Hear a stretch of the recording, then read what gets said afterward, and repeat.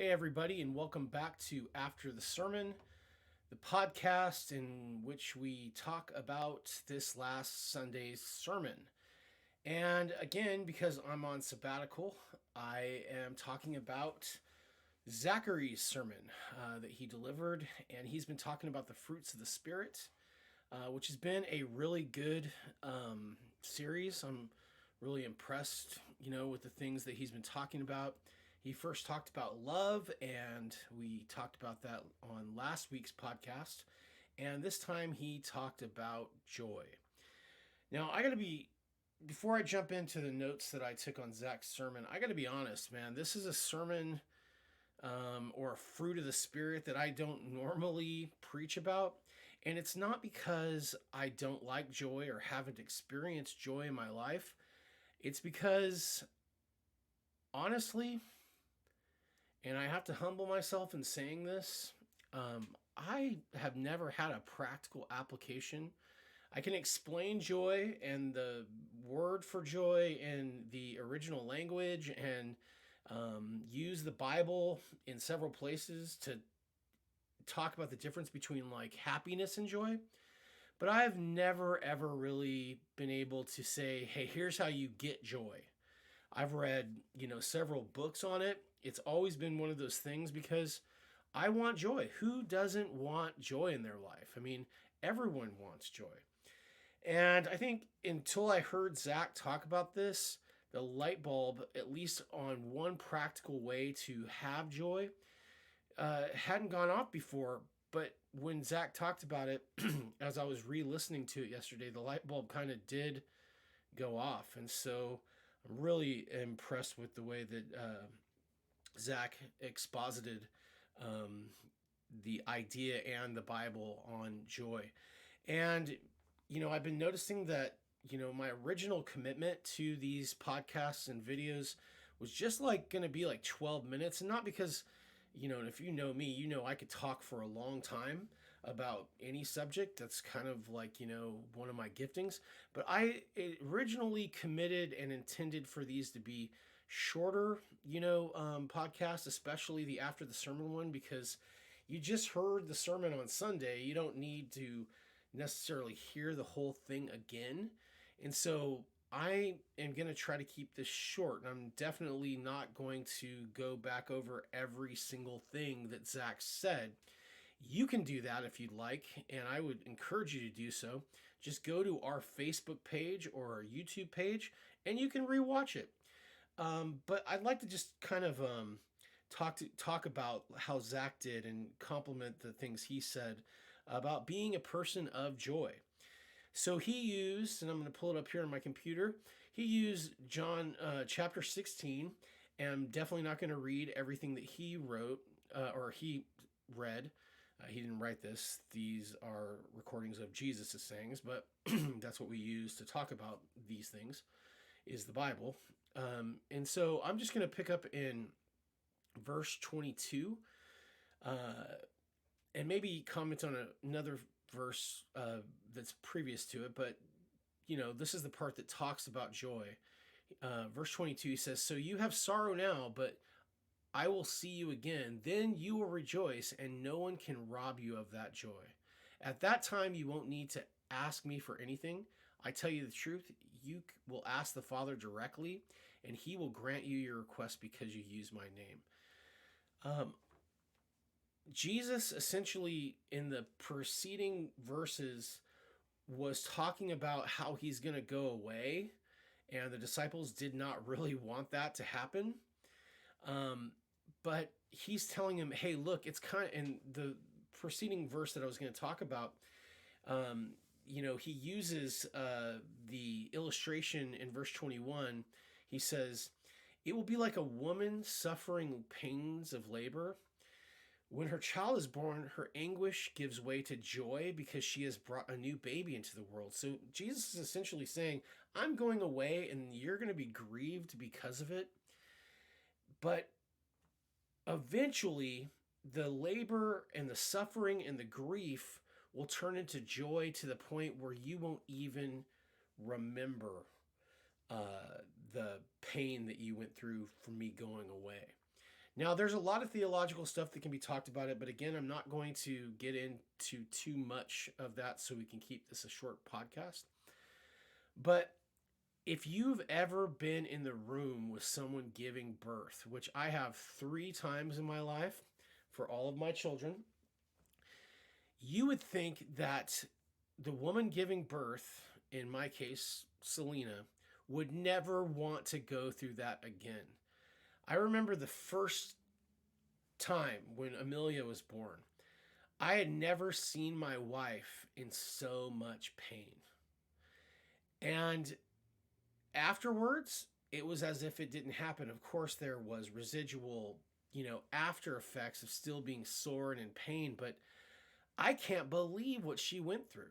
It was insane, but we wanted to have more kids and we had 2 more.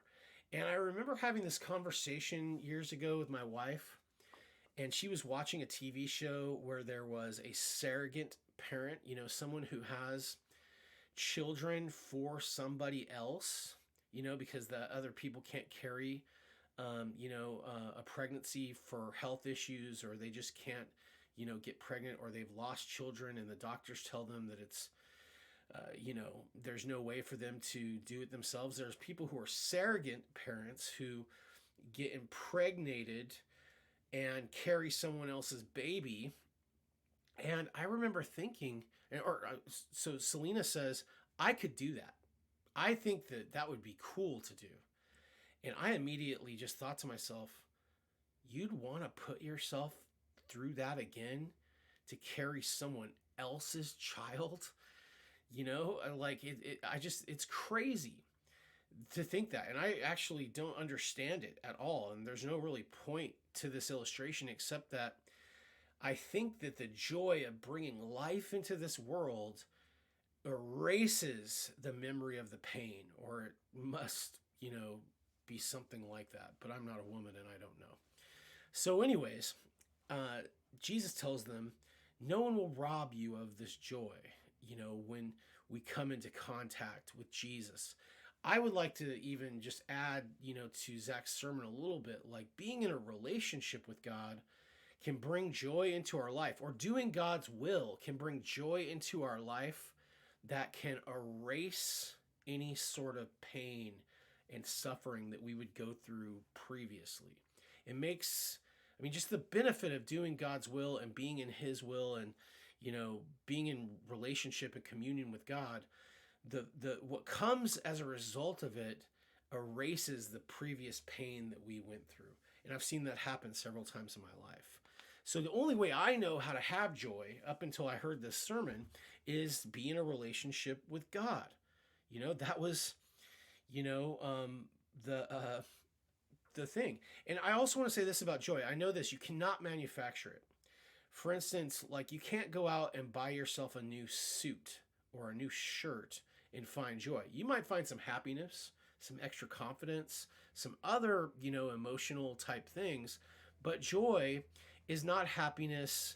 It's not even really an emotion in my opinion. It does feel good, so it activates our emotions, but you can't produce it. The only thing that produces joy is God Himself. And I would say He does that based upon the Holy Spirit living inside of us, and joy wells up from the inside, but it is an action of God or a gift of God to us, however you want to look at it. It's an action of God, it's something He's doing, but it's something that is connected to us and a benefit that we get to experience as we do God's will. But again, I never thought of this before, and I don't know why. But Zach gave a practical application to something I didn't previously believe you could practically apply. He said that service leads to joy. The one thing that we can do to, get closer to God activating joy inside of us is we can serve other people. Serving other people, is counterintuitive to what might make one happy or make one feel good or give somebody peace, because it's an inconvenience. It's something that you have to choose to do, and it's generally not an easy choice. It becomes easier the more that you do it, because you have the remembrance of the time before when you did it and the joy that was caused by doing it before, if you do it consistently. But it's always a choice to serve somebody else, to do something that helps somebody else rather than just yourself, is one of those things that I would say a pretty high number, like 8 out of 10 times, brings joy into your life.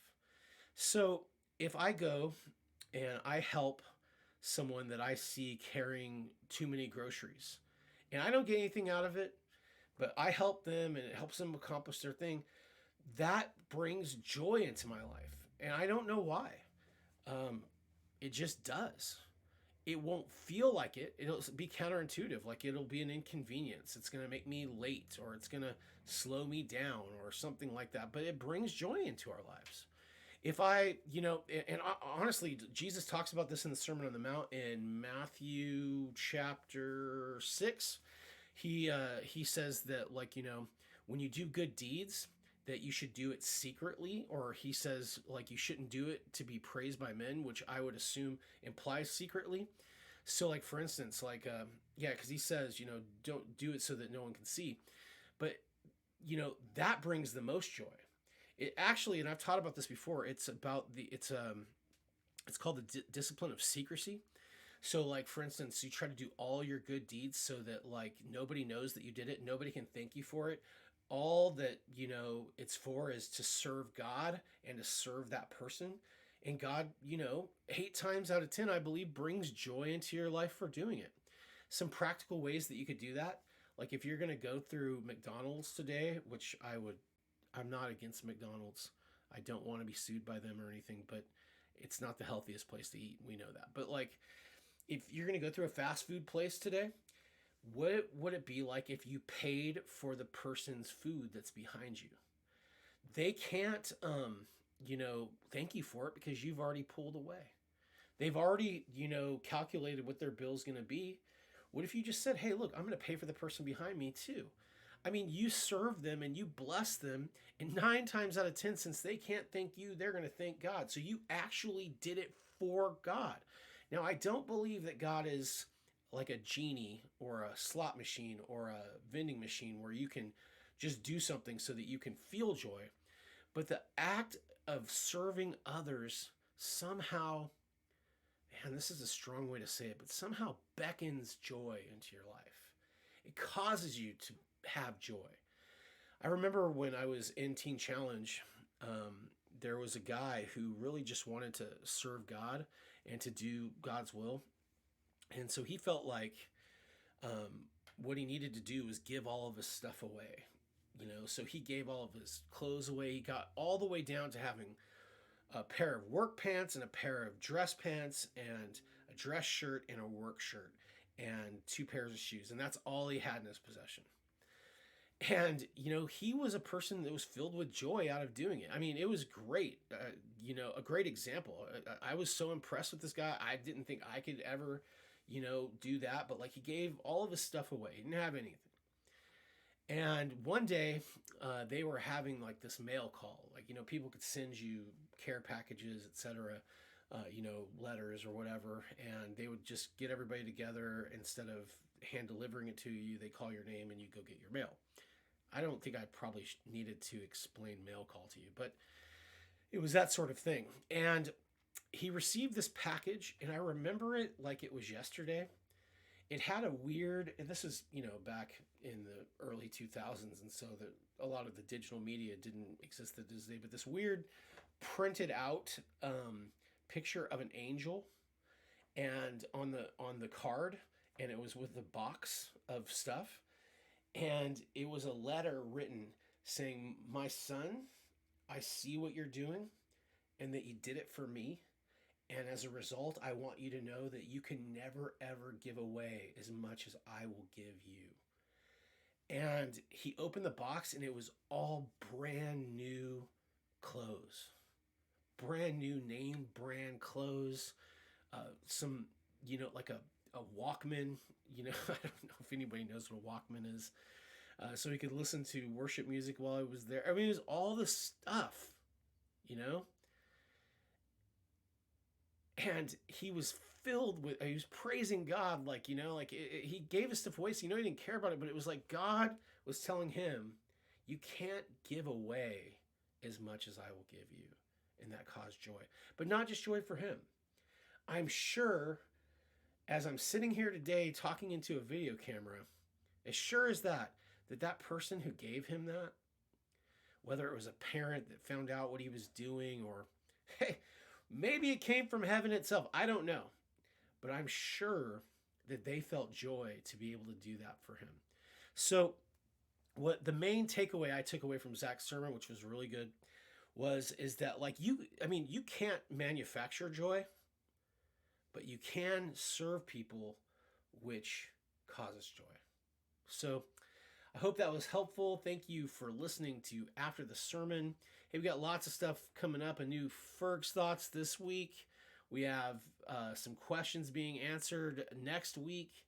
And I just, hey, look, I don't do this just to do it. Hey, like it, share it, encourage somebody else with it, because, hey, we love you guys. We want to resource you as much as possible. Please continue to pray for me while I'm in this season of kind of taking some time off to focus on myself and my family and all the other things that God's got going on for me. And I just really appreciate all the faithful attendance, all the faithful giving, all the faithful leaders who are stepping up and, filling the gaps while I'm, doing that. So, hey, love you. Peace.